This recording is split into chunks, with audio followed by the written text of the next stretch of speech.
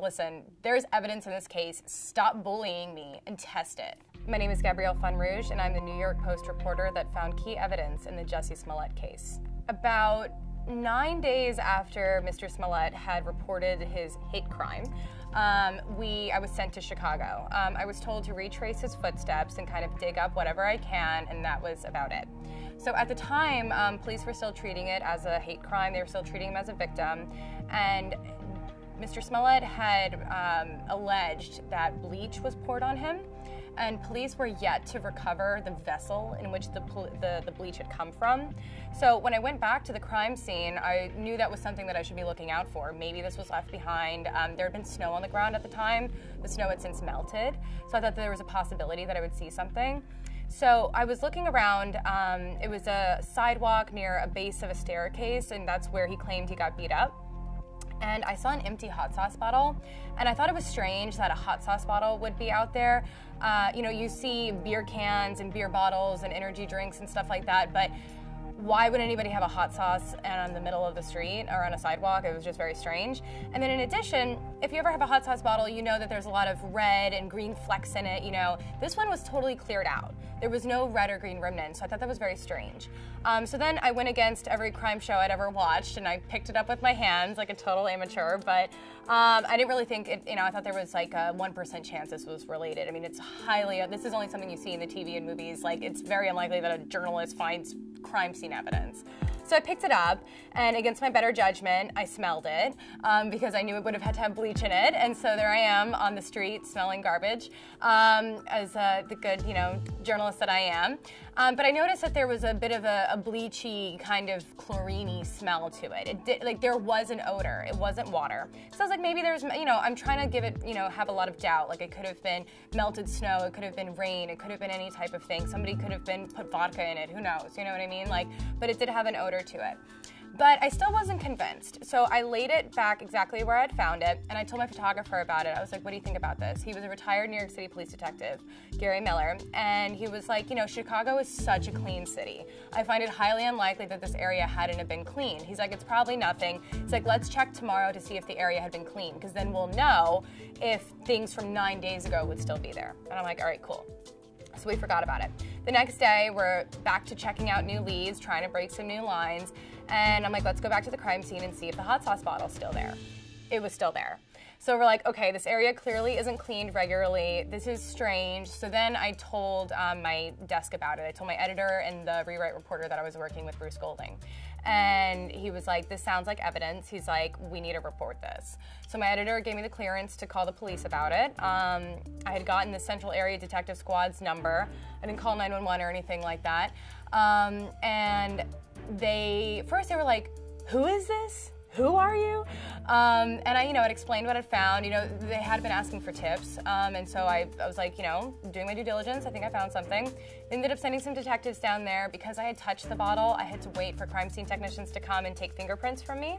So they did that, whatever. And then, we're all very excited about it. Like, was the bottle related? You have to work your police sources, try to get this. So I've been trying for weeks to try to push the Chicago Police Department to tell me, is this related? They always gave me a stone wall, said no, talked to the state attorney, sorry, we can't confirm anything, we don't know anything, blah, blah, blah. So I kind of and I also thought there was a very, very slim chance that this was even related. So, it turns out that the hate crime was purportedly faked, and this whole thing came out. The charges were released. I went back to Chicago, went there for all the court hearings and for the police press conference and all of that. Still no confirmation about the bottle. And then yesterday, a bunch of Chicago outlets had done a Freedom of Information Act request, and all of these police documents came out, all the supplementary detective reports that had been filed throughout their investigation. And my colleague texted me, and he said, the hot sauce bottle's in the documents. And I'm like, what? I was totally blown away. I couldn't believe it. I was at an MTA board meeting downtown, and I'm like not even paying attention. I'm like, oh my God, what's going on? So it had said in there that they had shown the Osundario brothers a photograph of the hot sauce bottle, and they said, yes, that is what we used to pour bleach on Jussie Smollett. And it was extraordinary. By the end of the day, the Chicago Police Department confirmed that was in fact the bottle that I had found.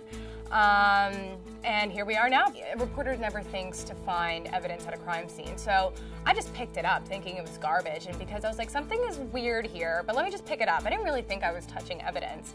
And then afterwards, once I reported it to the police, it started to rain. And it also, something that made me think that it had been there for a long time is when I picked it up, there was a little bit of dirt along it, as if it had been there a while, you know what I mean? Like it was indented and then dirt on both sides. And I was like, I made sure to place it exactly like that because I'm like, oh, I've watched CSI, that should matter, right? Like that there's dirt and an indent, you know?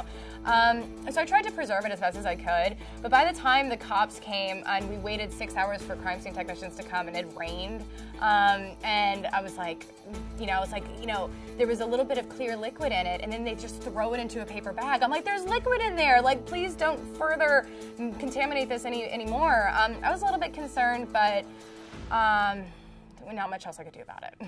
As my colleagues today, Leah and Aaron Feist, Leah Ustakowicz and Aaron Feist have in today's New York Post, they have a story about the one guy who can still charge Jussie Smollett, and it's the U.S. Attorney for Chicago. He is a Trump-appointed attorney.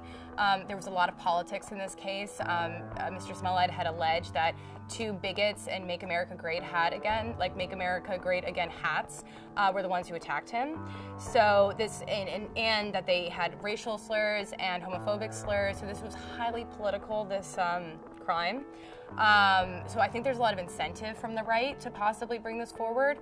Chicago is a classic leftist state, especially Kim Foxx. She's a very liberal state attorney. You know, she actually ran on a reform platform to, after Chicago had some kind of embarrassing incidents with people of color and crime and the way that the police treated them. So we have two very polarized things. A defense attorney I interviewed the other day, he was like, if Mr. Smollett was my client, I would put him on notice to see if to be ready for a federal indictment that could be coming down in the next few weeks. And this is also an embarrassment. So if the state attorney isn't going to do it, I think the U.S. attorney might step in, especially because of the politicized nature of this.